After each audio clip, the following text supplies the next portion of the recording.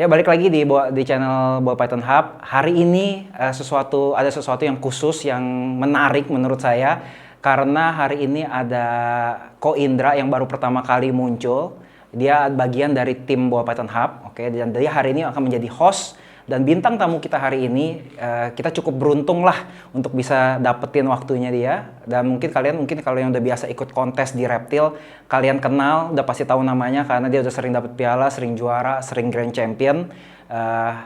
Erik Bunaidi. Oke, sebentar kita langsung akan simak aja. Thank you. Halo, selamat siang. Kembali lagi ke Hub. Kebetulan hari ini Hub ada kedatangan bintang tamu yang menurut saya luar biasa sekali. Yang saya rasa semua orang sudah cukup tahu, yaitu Erik.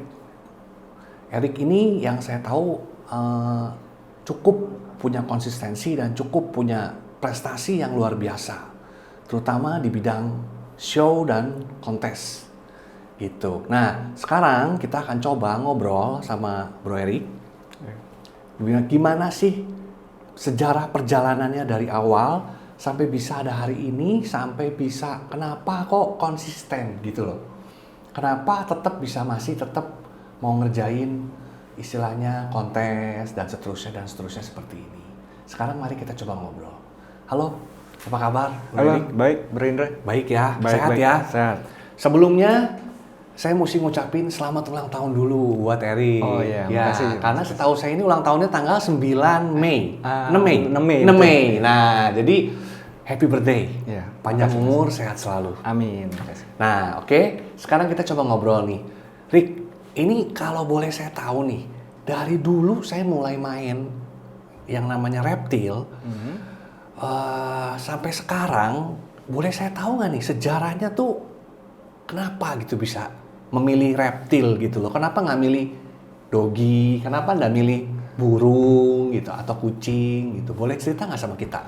Basicnya saya dari dulu tuh dari kecil emang demen semua binatang. Ya, oke. Demen semua binatang dan lebih spesifik ke reptil. Ya.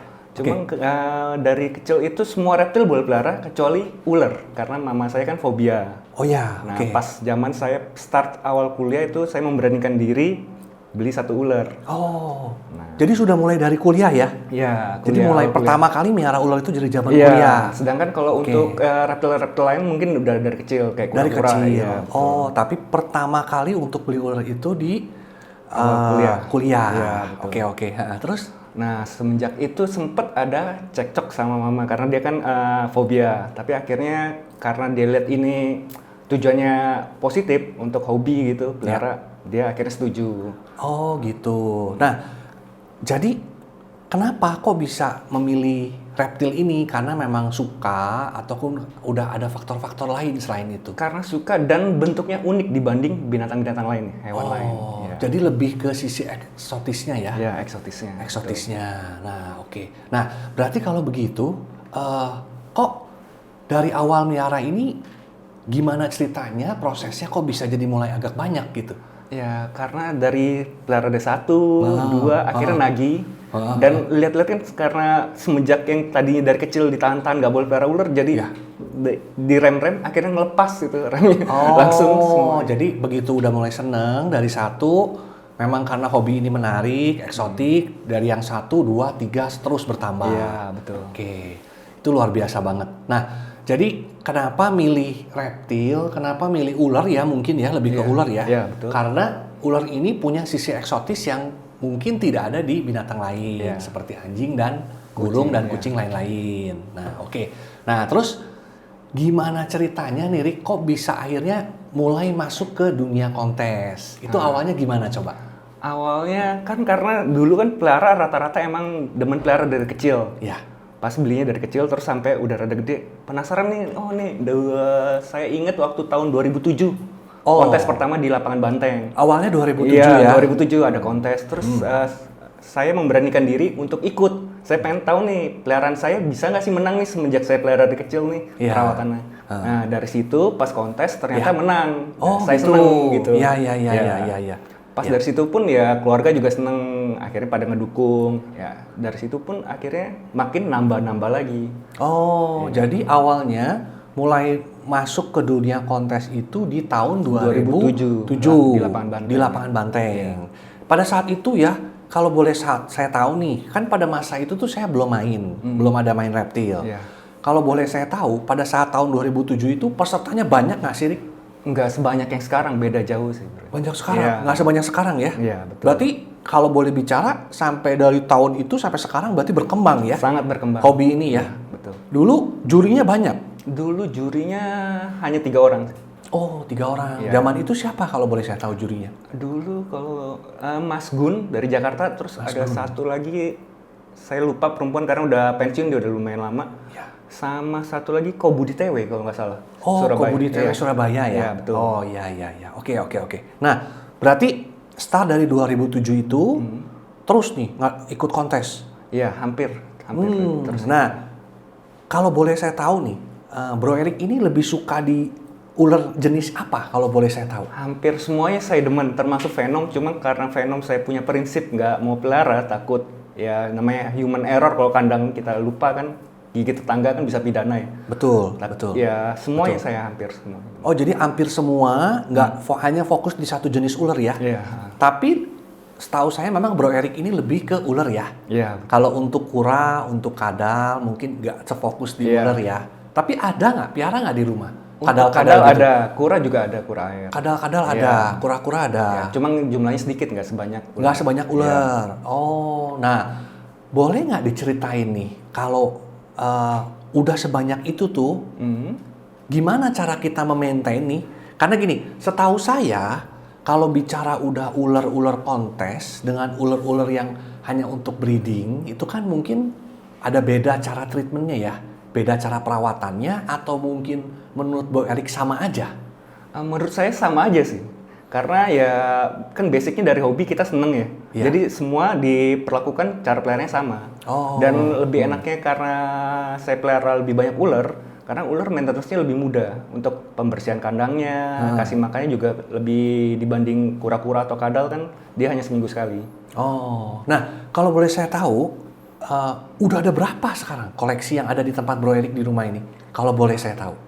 Saya pun juga nggak pernah ngitung pasti, mungkin kurang lebih antara 80 sampai 100 ekor ya untuk ular. Luar biasa ya, banyak sekali ya.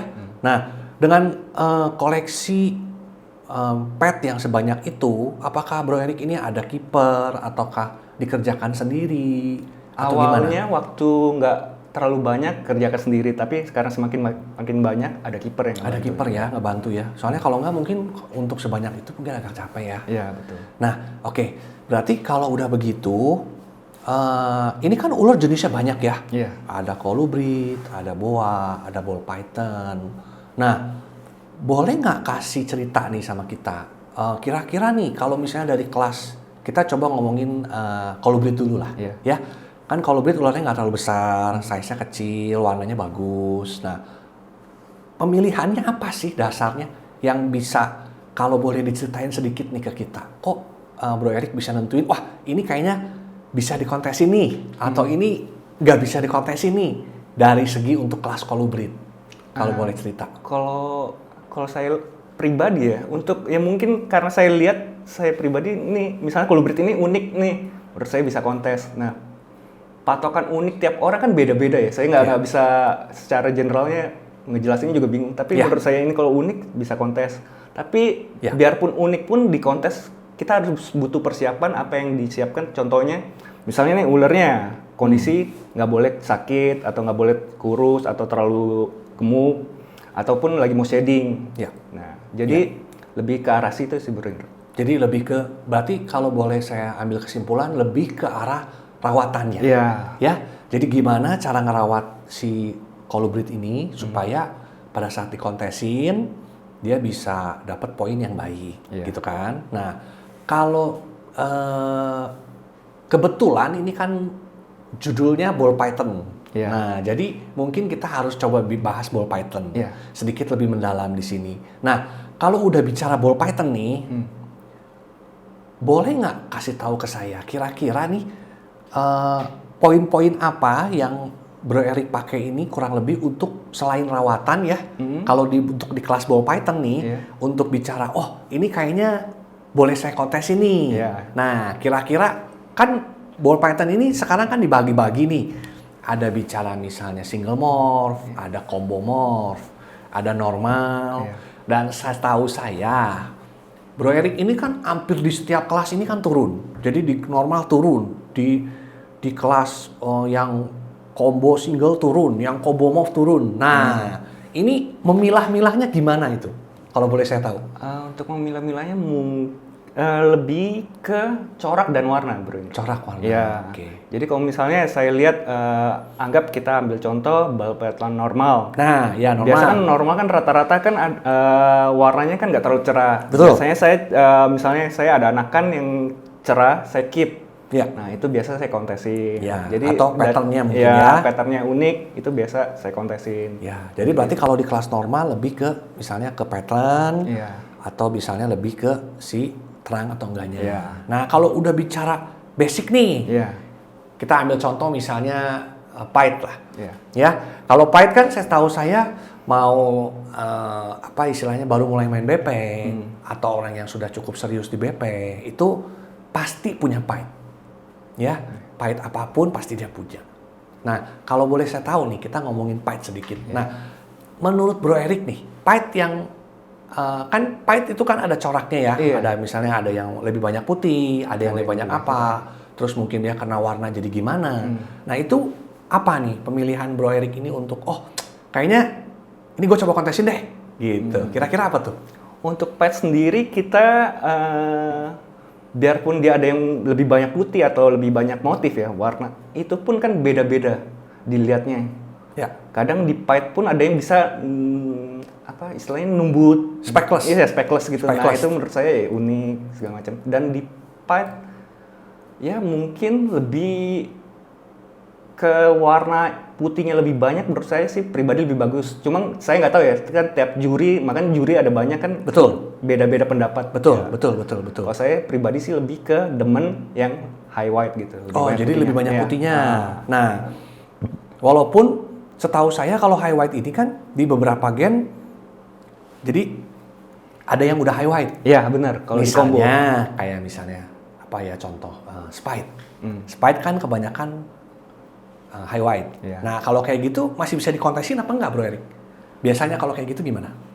Itu sih karena udah menurut saya udah general ya, udah umum ya. Kalau dikontesin ya sebetulnya bisa aja. Cuma buat harapan untuk meraih poin itu rada susah kalau dibandingin lawan-lawannya yang lebih non general gitu. Jadi berarti ada dapat satu kesimpulan lagi kalau kita mau kontesin ular-ular kita harus tahu basicnya general dulu. Iya. Jadi generalnya kita udah tahu kalau misalnya ada sesuatu yang tidak seperti pada umumnya, coraknya, warnanya, nah itu bisa menjadi bahan pertimbangan jadi untuk dikontesin atau tidak. Tapi balik lagi bicara rawatan ya. Iya. Soalnya saya nih saya cerita sedikit, saya coba untuk kontes-kontes juga waktu itu. Ternyata pada saat saya menjalani itu nggak segampang yang kita bayangin. Jadi ada kadang-kadang yang namanya human error ya. Misalnya nih ekornya kejepit, jadi pak bengkok, atau misalnya pas lagi saat pemberian makan si ular tersebut kegigit sama tikus, jadi mungkin lehernya luka. Nah kalau kayak gitu-gitu ada treatment khusus nggak? Atau mungkin sudah nggak bisa kontes?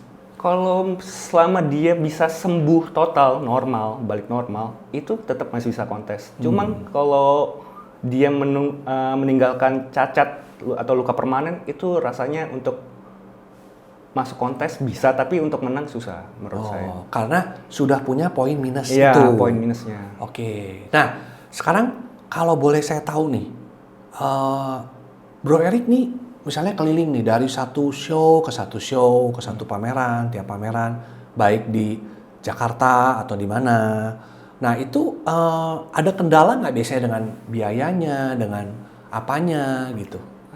Karena saya pribadi demen kuliner, jadi saya untuk show kayak luar kota itu lebih ke target kuliner sama ketemu teman-teman baru yang dari luar kota. Iya. Oke. Jadi lebih ke hunting makanan segala macam. Jadi lebih ke ya kuliner sambil kuliner kontes. ya sambil kontes. Jadi ketemu teman-teman baru juga. Betul. Jadi masalah biaya-biaya gini, Bro Erik nggak terlalu Nggak terlalu mempersoalkan memikirkan lah ya, nggak terlalu memikirkan ya, karena kadang-kadang kan kalau kita kontes gini kan ada biaya perjalanan, Iya. terus harus biaya ngirim ular dan lain-lain. Bro Erik tidak mempermasalahkan Iya. ya soal-soal seperti itu ya. Nah, oke. Terus kalau boleh saya tahu nih, paling jauh itu pernah kemana di Indonesia kontes? Kontes paling jauh mungkin Malang sih. Malang ya? Masih tetap seputaran Jawa. Kalau di luar Jawa, luar Pulau Jawa, saya rada riskan untuk pengirimannya karena lebih repot dibanding Jawa ya. Jadi, Contohnya kayak misalnya ke Kalimantan gitu ya. Karena ke dia kan mesti sistemnya kan kargo dan bolak-balik lagi, dan takutnya itu di sono kita binatangnya bermasalah kan lebih kasihan gara-gara mentingin kontes tapi hewannya jadi bermasalah. takutnya ada apa-apa di jalan. Jadi lebih ke kekhawatiran takutnya ada apa-apa di jalan. Iya, betul. Untuk binatangnya. Ya, tapi untuk biaya sebenarnya nggak terlalu dipermasalahkan. Iya. Nah, kalau bicara di Pulau Jawa, itu kan pasti berarti kontes sudah rame. Iya. Karena saya lihat memang pemain-pemain besar yang pernah saya tahu fokusnya kan kebanyakan di Jakarta dan sekitarnya. Iya. Lebih ke di Pulau Jawa. Nah, kalau boleh saya tahu nih, selain di Pulau Jawa, ada nggak yang punya komunitas yang cukup besar, yang memang punya potensi yang baik, selain di Pulau Jawa gitu? Ada pulau-pulau lain nggak? Yang saya tahu sih Bali. Bali ya? Bali sama Kalimantan. Oh, jadi selain di Pulau Jawa, ada Kalimantan dan Bali. yang Iya. cukup punya Potensi. yang baik. Nah, apakah Bro Erik pernah kontes di sana? Enggak, tapi kalau untuk Kalimantan saya pernah jadi juri di sana. Oh, pernah jadi Iya. juri. Itu waktu itu eventnya diselenggarakan oleh siapa? Itu namanya ketua panitianya Dodi. Dodi. Iya, dia Oh. Reptile Wars dia. Oh, jadi beliau yang mengadakan event tersebut, kemudian Bro Erik ini diundang untuk jadi juri. Iya. Oh, siapa aja waktu itu selain Bro Erik jurinya? Apakah Bro Erik masih ingat nggak? Ada Bro Abun dari Kalimantan juga, satu lagi sama Dr. Andreas dari Surabaya. Oh, Dr. Andreas dari Iya. Surabaya. Oke. Berarti dari ada perwakilan beberapa kota ya? Iya. Nggak cuma semua dari Jakarta ya? Iya. Oke. Nah, terus nih, dengan perjalanan yang sudah begitu panjang ya, dari mulai tadi tahun 2007 ya, sampai sekarang berjalan nih. Nah, waktu kemarin sempat dikasih pandemi ya, waktu pandemi itu kan tidak boleh ada event-event. Iya, betul. Nah, Bro Erik itu jadi kegiatannya gimana? Kalau selama nggak ada event gini, breeding kah? Atau ada gimana kah? Atau gimana? Selama pandemi ya fokus lebih ke breeding. Breeding ya? Iya. Oh, berarti Bro Erik juga ada breeding sendiri ya? Iya, betul. Kalau boleh tahu kira-kira jenis apa aja yang dibreedingin? Saya ada 3 jenis sih, ball python, Ya. retic, sama boa. Nah, kalau ball python ya, breeding ball python, menurut Bro nih dari tiga jenis itu, Iya. yang paling Bro enjoy, yang menurut Bro ini paling asik untuk di breeding itu yang mana? Semuanya enjoy karena kalau sampai kita berhasil breeding itu ada kepuasan tersendiri.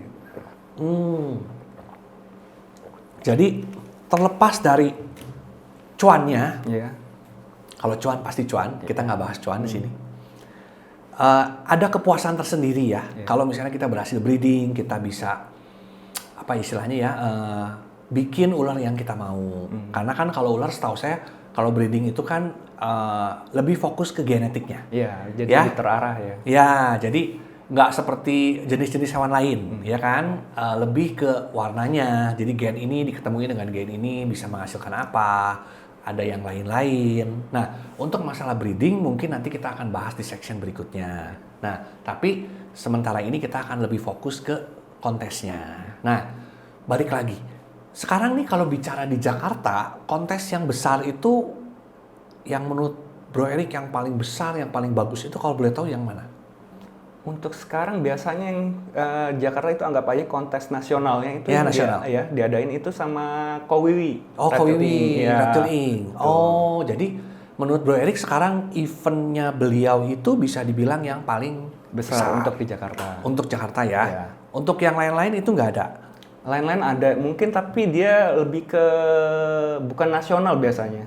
Tapi ada juga yang besar-besar, cuma nggak seperti ya, eventnya Kowiwi. Iya. Kalau event Kowiwi ini mungkin lebih nasional. ya. Oke. Nah, terus pernah nggak ada suka duka pada saat menjalani show ini? Maksudnya pergi ke satu event, boleh nggak suka dukanya itu apa sih yang boleh diceritain di sini? Pertama saya ceritakan yang sukanya dulu ya. Ya, sukanya. Karena kita misalnya kalau saya Ya. keluar kota, satu ketemu teman-teman yang Ya. tadinya kita cuma kenal di media sosial, bisa Betul. ketemu langsung ngobrol-ngobrol. Oke. Terus sama yang tadinya kita cuma bisa lihat hewan-hewan lain, reptil lain yang bagus-bagus itu kan biasa di kontes itu kan pasti hampir semuanya diturunkan kan. Ya. Kita bisa lihat langsung, jadi ada Ya. kepuasan juga. Ya. Terus kalau untuk dukanya, kadang kalau misalnya lagi kontes, ini menurut kita nih, ini kira-kira bisa juara nih, tapi ternyata nggak juara.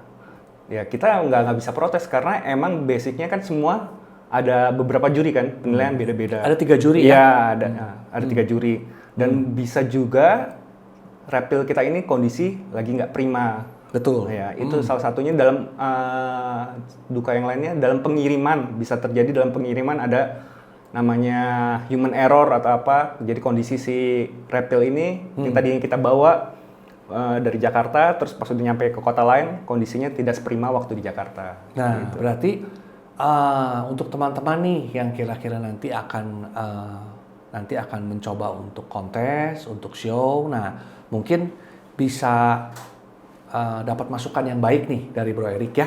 Gimana caranya supaya mengenai masalah-masalah tersebut kita bisa minimalis. Supaya nanti kita akan lebih enjoy ya. Karena yang namanya pengiriman keluar pulau atau keluar kota itu pasti ada resiko-resikonya. Ya. Yang penting kita harus tahu gimana caranya supaya pengiriman itu bisa lebih baik. Oke.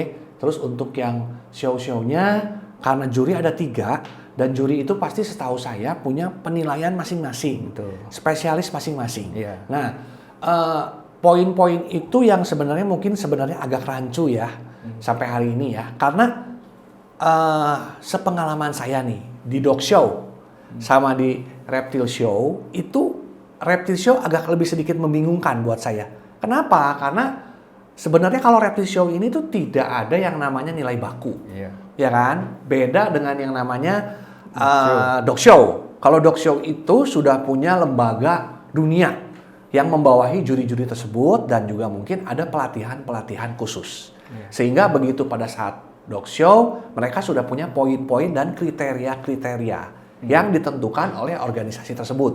Nah, tapi kalau di reptil ini tidak ada yang namanya organisasi besar yang membawahi masalah untuk show-show, ya kan? Dan setahu saya untuk show-show ini kebanyakan hanya ada di Indonesia mungkin ya? Iya betul. Indonesia pelopornya. Betul ya? Iya. Jadi untuk di luar negara Indonesia ini setahu saya di Amerika kayaknya nggak ada yang show-show gini ya. Nggak ada, iya. Nah, jadi memang karena orang Indonesia itu suka kontes, suka memamerkan binatang-binatang peliharaan mereka. Jadi mungkin kalau di reptil ini, kalau di Indonesia ada show-show tersebut ya. Nah, mudah-mudahan nanti ke depannya, siapa tahu ya Bro Erik, kita kan nggak tertutup kemungkinan bisa ada kriteria poin-poin yang lebih baku. Soalnya di dunia burung pun penilaian baku ini sudah ada. Ya, burung itu juga sudah ada penilaian-penilaian tersendiri dari volumenya, dari panjang suara dan seterusnya. Nah, saya harap mudah-mudahan ke depannya nggak tertutup kemungkinan bisa ada poin-poin dan sistem-sistem baku yang nanti akan bisa menjadi patokan. Contoh, untuk di kelas boa itu perlu ada misalnya diameter badan harus gimana, proporsionalnya harus gimana. Nah, cuman memang perbedaan ini kalau di ular itu kan warna ya. Iya. Jadi sampai hari ini lebih ke selera juri ya. Iya. Kalau yang saya alami mungkin begitu, bener nggak Bro Erik ya? Betul. Lebih selera juri ya. Iya. Jadi juri A ini lebih suka yang jenisnya begini, juri B ini lebih suka yang begini. Nah itu nanti yang akan menentukan. Iya. Makanya ada beberapa juri, nggak hanya satu juri. Jadi, Nah ya karena memang nanti terutama di kelas nanti pada saat penentuan Grand Champion itu kan biasanya juri itu di voting ya. Iya. Dia mau pilih yang mana? Betul. 2 suara atau 1 suara, nanti yang pemenangnya yang 2 suara. Iya. Nah, kalau bicara Grand Champion nih Bro Erik, kan nanti itu kan istilahnya kan the best one-nya semua diadu Iya. untuk menentukan di kelas Grand Champion.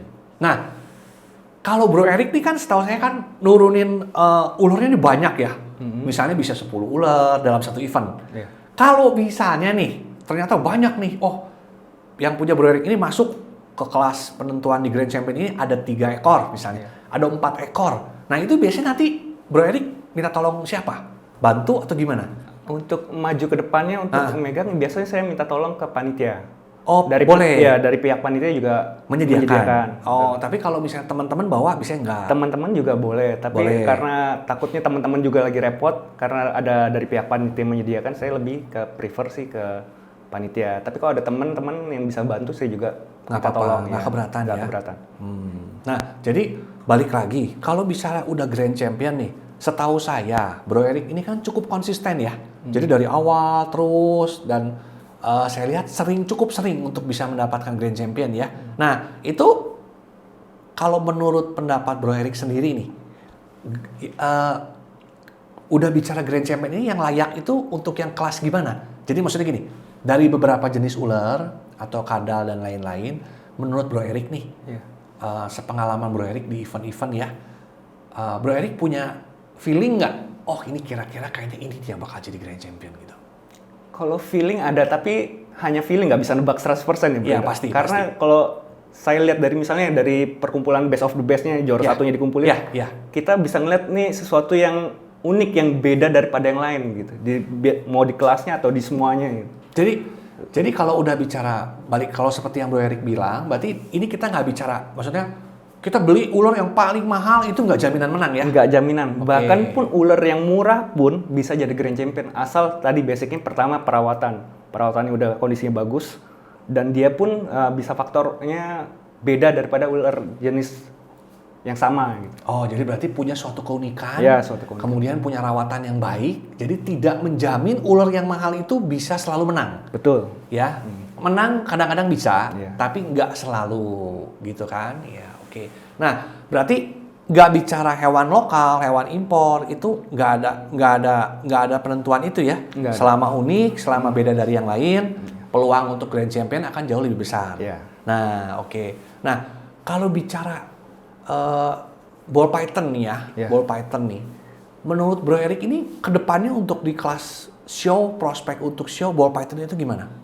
Sangat mungkin menurut saya itu kelasnya mungkin akan lebih banyak lagi nanti ke depannya. Karena Oh, ball gitu? python di Indonesia pun sekarang udah banyak variasinya. Iya. Untuk genetiknya. Iya. Jadi karena genetiknya sudah banyak, nanti kedepannya menurut Bro Erik ini akan lebih berkembang ya. Iya. Nah, terus kalau saya lihat nih ngobrolin sekilas nih, saya lihat itu kan sekarang ular itu yang paling banyak beredar itu mungkin sementara ball python ya. Iya. Kalau untuk kayak seperti boa, kolibrit, sepertinya nggak sebanyak ball python di medsos ya. Iya. Tapi ini hanya patokan medsos ya. Kalau boleh tahu gitu tuh kenapa sih biasanya? Bro, apakah karena nggak dipamerin? Apakah karena faktor apa?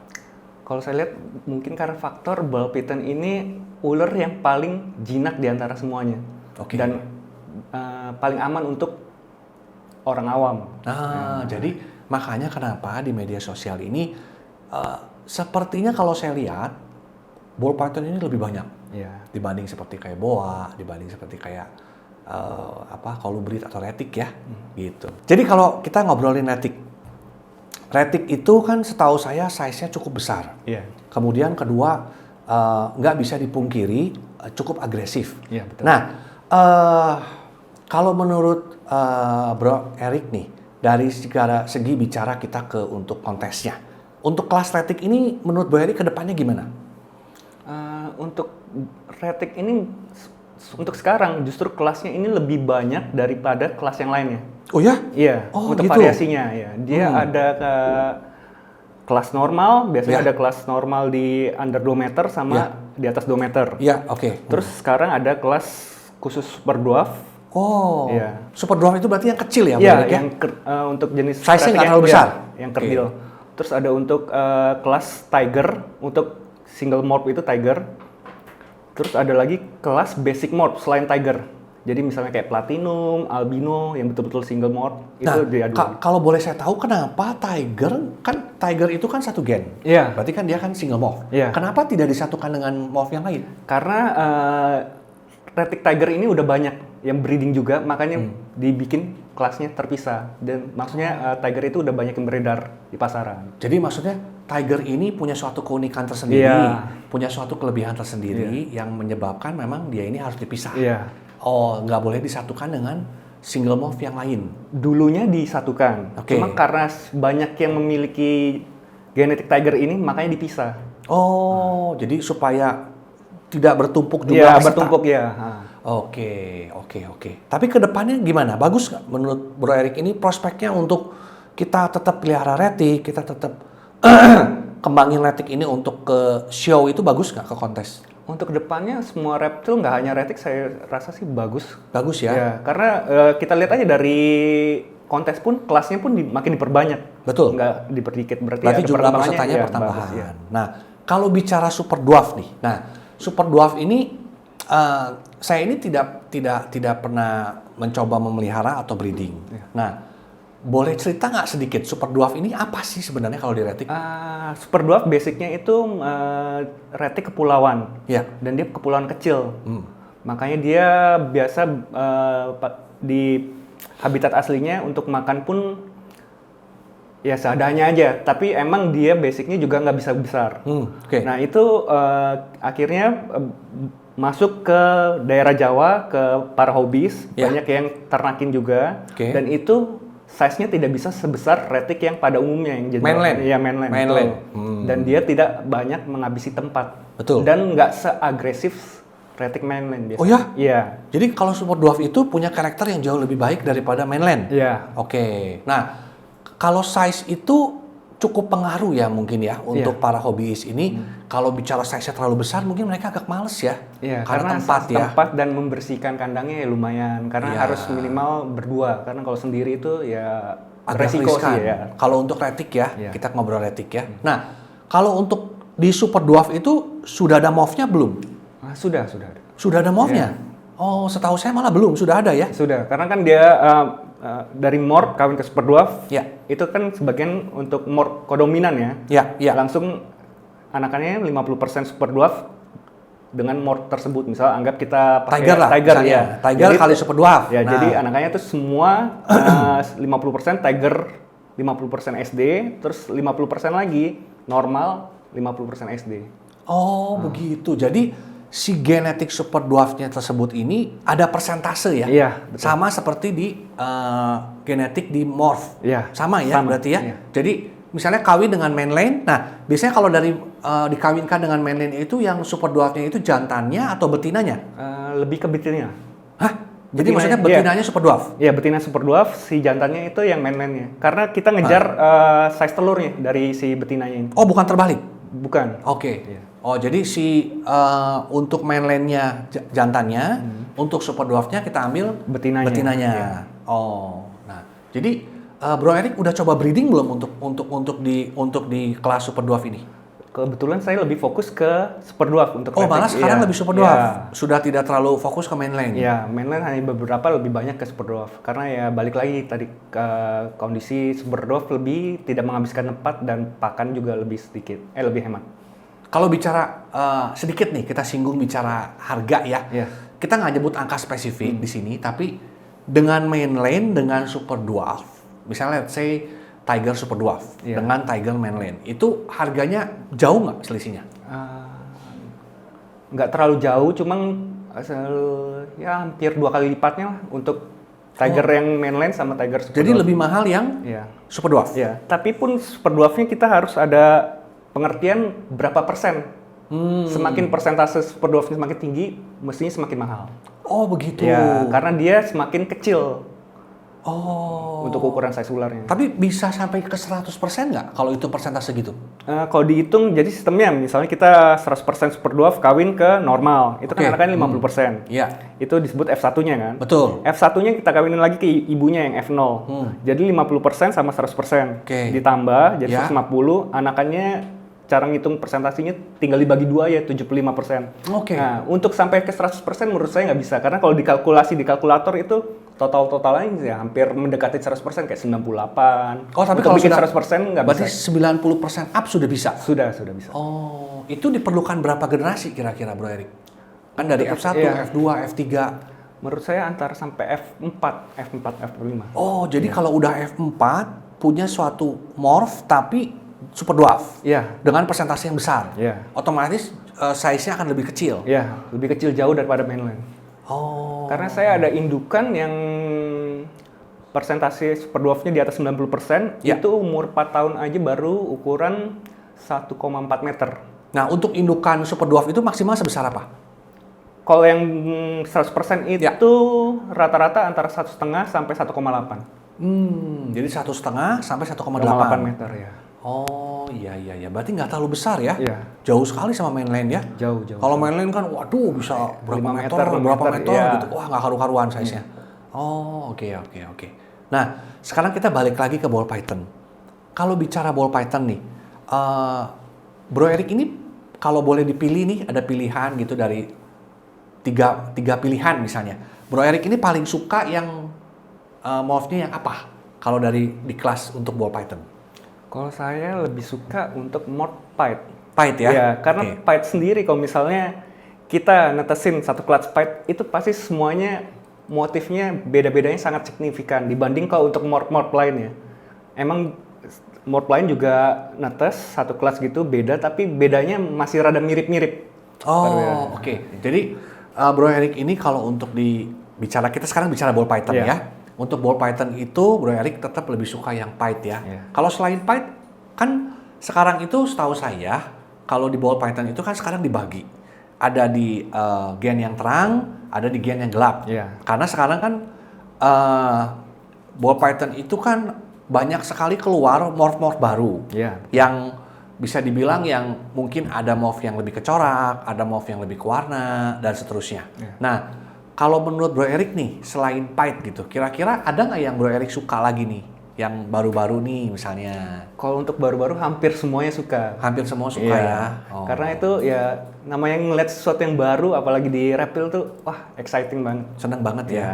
Oh, oke. Tapi balik lagi, basically tetap Bro Erik ini akan kalau di kelas ball python lebih suka yang kelas pipe ya? Iya. Oh gitu. Nah, kalau misalnya nih di kelas pipe nih, kita kasih beberapa gen di dalam satu pipe ini, itu bisa ada perubahan yang signifikan nggak dari si pipe tersebut gitu? Kalau misalnya kita kasih gen ini, apakah perubahannya signifikan nggak? Karena kan dia cuma corak-corak tuh. Ya. Itu menurut Bro Erik gimana? Ya ada yang perubahan signifikan. Contoh tadi kayak Bro Indra bilang kalau misalnya Pipe ketemu gen Spider kan akhirnya dia super high white kan hanya kepalanya doang bermotif. Betul, iya. Nah, seperti itu. Berarti kurang lebih kita juga harus tahu ya, Iya, harus gimana cara kita nge-mixing si gen-gen tersebut supaya tetap si ular ini masih ada poin-poin yang masih bisa kita lihat, Iya, ya kan? Supaya bisa ada warnanya, apakah mungkin dikasih gen-gen seperti OD, Fire dan seterusnya. Mungkin kurang lebih seperti itu ya. Nah, terus kita bicara balik lagi ke event, ke show. Nah, kalau untuk di kelas bicara kita show lagi, menurut Bro Erik nih, dalam 1 tahun ya, kita perlu berapa kali ngadain supaya lebih ada antusias, lebih nggak ngebosenin. Menurut Bro Erik ini setahun kita perlu main berapa kali? Untuk itu saya sih juga kurang tahu. Tapi Ya. setahu saya ini sekarang event semenjak pandemi sudah surut. Surut. Mulai balik normal lagi hampir sebulan sekali ada event. Nah, dengan sebulan sekali itu menurut Bro Erik itu akan ada suatu kejenuhan nggak dari para peserta gitu? Nah itu tergantung biasanya untuk tiap kota ada event dan nggak semuanya event nasional. Betul. Jadi ada pangsanya kalau misalnya anggap kota Malang dia ngadain lebih targetnya ke pesertanya Jawa Timur kalau Betul. bukan event nasional. Ya. Nggak bakal ngebosenin kecuali kalau tiap bulan itu diadain event nasional. Mungkin itu lebih ngebosenin karena hampir event nasional itu targetnya kan dari seluruh kota kan. Jadi ada event nasional, ada event kecil. Ya. Jadi berarti dengan bicara sekarang nih, setelah pandemi, berarti kan banyak yang ngadain event-event lagi. Iya.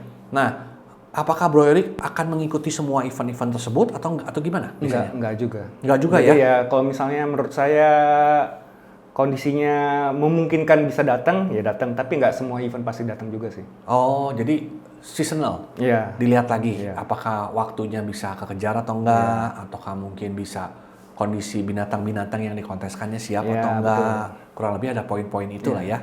Nah, terus kalau menurut Bro Erik nih, mumpung kita lagi ngobrol begini, Bro ada bisa kasih masukan nggak buat para penyelenggara nih?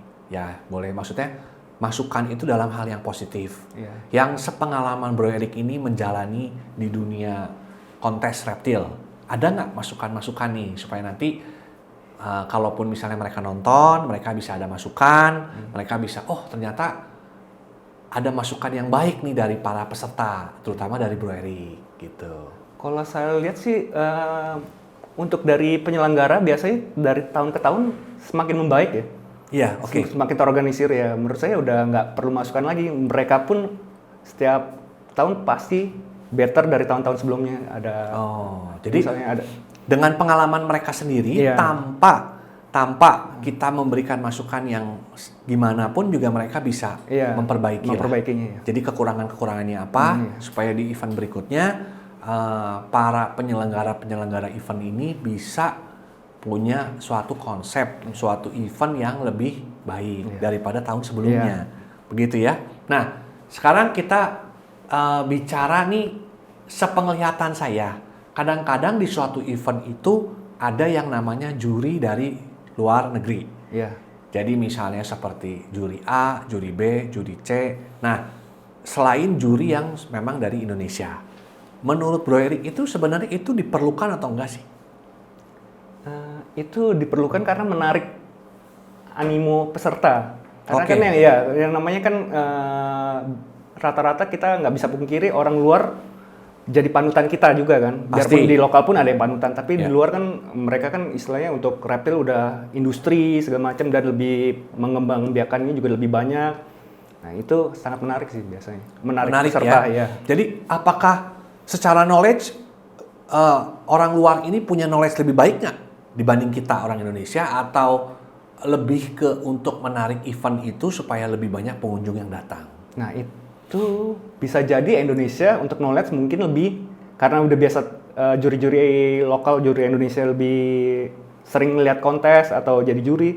Menurut saya knowledge-nya belum tentu yang orang luar lebih baik daripada lokal. Oh, jadi bisa ada kemungkinan juri Indonesia itu juga nggak kalah ya Iya, betul. sama juri-juri yang Yang dari luar. Nah, kalau boleh saya tahu nih, kira-kira yang Bro Erik yang suka nih, kayaknya sama si orang luar ini nih, saya suka nih. Jadi maksudnya boleh dibilang saya ngefans lah sama si orang luar ini. Kira-kira siapa tuh?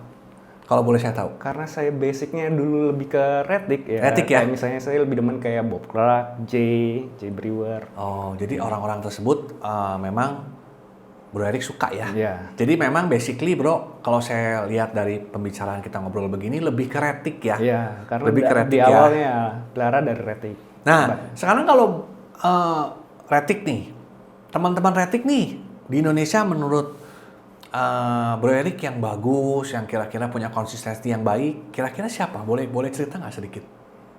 Hampir untuk breeder-breeder Ya. yang saya tahu, misalnya kalau Malang, Evan Cipta, kalau Surabaya, Ko Budi, Ya. kalau Jawa Tengah itu Keane, terus ada lagi Sawer Breeder, terus ya banyak lah, Jakarta juga ada banyak. Beberapa orang ya. Beberapa Jadi, ya. dalam dunia ini mungkin kita nggak bisa selalu kadang bicara itu terbesar dan terbaik ya. Iya. Jadi kadang-kadang memang kalau udah bicara dunia ini, hobi ini nggak mungkin selalu sendiri ya. Iya, betul. Jadi ada breeder-breeder lain, ada istilahnya yang hobis lain yang juga mendalami dunia breeding yang memang cukup konsisten ya. Iya. Jadi nggak cuman hanya misalnya breeder A, breeder B gitu ya, nggak seperti itu ternyata ya. Jadi di dunia retic pun juga banyak ya Banyak, breeder-breedernya ya. Nah, kalau udah bicara kontes yang konsisten cukup banyak selain Bro Erik? Banyak saya lihat ini sekarang karena saya hampir setahun ini vakum, saya lihat juga banyak yang kontes rutin. Banyak ya? Jadi ya misalnya ada yang langganan GC juga, terus ada yang biasa pemain-pemain baru ikut-ikut kontes ya, karena dari hampir 2 tahun ini kan kita pandemi ya, kontes nggak ada ya, semuanya akhirnya yang tadinya pengen kontes nggak bisa ya, jadinya membludak gitu. Oh, ya. Jadi dengan dikasih pandemi 2 tahun ini, sekarang begitu mulai event lagi, kontes mulai, bisa dibilang sangat ditunggu-tunggu lah ya oleh para peserta, untuk para orang-orang yang suka kontes ya. Iya, betul. Nah, kalau setahu saya nih di dunia kontes, itu biasanya ada satu kelas yang bisa dibilang persaingannya ini paling ketat. Iya. Misalnya kalau di Dogi ini di grup apa gitu. Nah, itu bisa dibilang grup yang paling ketat persaingannya untuk bisa menang di juara 1. Nah, kalau di dunia reptil sendiri, ada nggak menurut Bro Erik nih, kan ada sekian banyak kelas ya? Iya. Ada kelas A, kelas B, kelas C. Nah, menurut Bro Erik ini di kelas mana yang menurut Bro Erik, wah ini persaingannya paling ketat? Menurut saya hampir semua kelas itu persaingan ketat. Karena ya semua peserta biasanya untuk ikut kontes, dia udah ada basic dasar kondisi si reptil itu semuanya sehat. Nah, balik lagi nanti diadunya corak dan warna. Jadi menurut Bro Erik ini nggak ada istilah satu kelas yang lebih menonjol. Iya. Semua sama. Iya. Semua sama, cuman tinggal jumlah pesertanya berapa, ya kan? Nah, so far yang Bro Erik pernah tahu nih, dalam satu kelas nih, paling banyak itu pesertanya biasanya berapa? Yang Bro Erik tahu? Yang saya tahu itu paling banyak pesertanya kelas Gecko. Gecko itu bisa kelas Gecko banyak ya? Iya. Kelas Gecko itu bisa berapa pesertanya Satu biasanya? peserta itu bisa sampai 40-50 ekor. Oh gitu. Iya. Iya. Oke. Nah, berarti gini, tadi kita sudah ngobrol banyak nih mengenai masalah kontes, sampai bicara masalah Grand Champion, poin-poinnya. Nah, besar harapan Ball Python Hub ini dengan kita ngobrol sama Bro Erik, mudah-mudahan ke depannya akan semakin banyak peserta-peserta baru, hobiis baru yang memang ingin mencoba bermain di dunia show, dalam artian di reptile show. Nah, saya rasa dengan kita ngobrol yang sudah cukup agak panjang ini, kita bisa dapat banyak poin-poin yang baik dari Bro Erik ini, ya, yang memang menurut saya pengalamannya sudah sangat baik sekali untuk di dunia show. Nah, saya berharap sekali mudah-mudahan di dunia ini itu kedepannya banyak pemain-pemain baru, banyak generasi baru yang bisa meramaikan dunia ini. Karena bisa dibilang dalam dunia hobi ini, show itu sangat diperlukan kadang-kadang. Dengan adanya show yang baik, otomatis pemain baru itu akan lebih banyak, kemungkinan besar itu mau main. Karena kalau sudah bicara reptil, sebenarnya lebih ke show dan breedingnya. Betul ya, begitu ya Bro Erik ya. Nah, jadi tutup kata dari obrolan kita siang ini, ya bisa dibilang dunia reptil ini untuk di show itu prospeknya masih baik ya. Sangat baik. Sangat baik ya. Menurut Bro Erik ini baik. Dan mudah-mudahan seperti yang tadi kita bilang, banyak peserta-peserta baru dan banyak juga para event-event organizer ya, yang bisa mengadakan event yang baik dan juga bisa ada penambahan jumlah peserta. Nah, jadi kira-kira ada yang mau Bro Erik sampaikan nggak buat teman-teman yang udah nonton atau buat siapapun untuk mengenai masalah event lomba-lomba ini, ada nggak kira-kira? Buat teman-teman yang nonton, misalnya pengen ikut kontes, menang atau kalah, itu nggak jadi masalah. Kita lebih ke silaturahminya bertemu. Nah, jadi mudah-mudahan nih kalau kita udah dengar cerita dari Bro Erik ini nih, ya kedepannya untuk masalah penilaian, masalah poin-poin, apakah kita bisa menang ataukah kita kalah. Dalam hal ini kita harus lebih legowo, lebih berbesar hati ya, Bro Erik ya, supaya kedepannya ini tidak terjadi keributan-keributan atau ada unek-unek yang mungkin nggak bisa disampaikan. Karena Begitu kan balik ya? lagi kita basicnya dari hobi. Kalau Iya. ketemu sama hobi kan lebih enak daripada mentingin menang kalahnya gitu. Betul, betul. Karena kadang-kadang urusan menang kalah ini agak sensitif ya. Iya. Kadang-kadang ya. Jadi bisa ada mungkin ada pertanyaan-pertanyaan, kok kenapa ular saya kalah, kenapa ular saya menang. Berarti kurang lebih seperti itu ya, Iya. Bro Erik ya. Iya, betul. Nah, oke. Jadi terima kasih Bro Erik udah sama-sama, menyempatkan Bro. waktu datang di YouTube channelnya Ball Python Hub untuk ngobrol mengenai masalah kontes dan event-event reptil yang sudah berjalan secara general. Nah, mudah-mudahan dari obrolan kita ini kita dapat poin-poin yang baik, kita bisa terapkan di dunia hobi ini. Gitu ya, Bro Erik ya. Oke, terima kasih buat semua yang sudah nonton. Sampai ketemu lagi di acara Ball Python Hub yang berikutnya. Sampai ketemu lagi. Bye-bye.